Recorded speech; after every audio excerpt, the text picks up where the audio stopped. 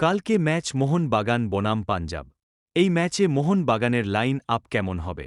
আপুইয়ার কি খবর এবং লিগ টেবিল এর কি অবস্থা? প্রথমে আমরা আপুইয়াকে নিয়ে কথা বলবো। পাঞ্জাব ম্যাচের আগে অস্বস্তি বাড়ল মোহনবাগান কোচ লোবেরার। বৃহস্পতিবার অনুশীলনের মাঝেই হ্যামস্ট্রিংয়ে চোট পান আপুইয়া। সাপোর্ট স্টাফের কাঁধে ভর করে ড্রেসিংরুমে ফেরেন আপুইজা। অনুশীলন শেষে পায়ে আইসপ্যাক জড়িয়ে গাড়িতে উঠলেন তিনি।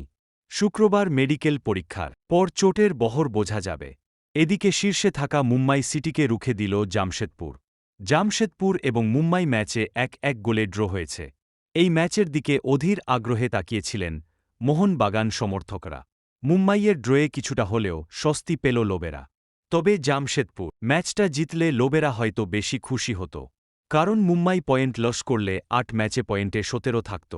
আর জামশেদপুর জিতলে ৮ ম্যাচে ১৭ হতো। আর মোহনবাগান ৭টা ম্যাচ খেলেছে। পাঞ্জাবকে হারাতে পারলে তাদেরও ৮ ম্যাচে ১৭ পয়েন্ট হয়ে যাবে। তাহলে ৩টে টিমের পয়েন্ট সমানে সমানে থাকত। এখন মুম্বাইয়ের ৮ ম্যাচ ১৮ পয়েন্ট।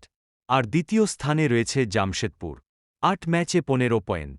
আর ১ ম্যাচ কম খেলে মোহনবাগানের সংগ্রহ ১৪ পয়েন্ট। রবিবার পাঞ্জাবকে হারাতে পারলে দ্বিতীয় স্থানে উঠে আসবে মোহনবাগান। তো দেখা যাক কি করতে পারে লোবেরার দল। আর কালকের লাইন আপ এই রকম হবে। লোবেরা ৪-২-৩-১ এটা নিয়ে যাবে goalkeeper Vishal Kaith, left back Subhasish, right back Abhishek Singh. আর ডিফেন্সে থাকবে টম এবং আলবার্তো। মিডফিল্ডে থাকবে থাপা এবং সাহাল।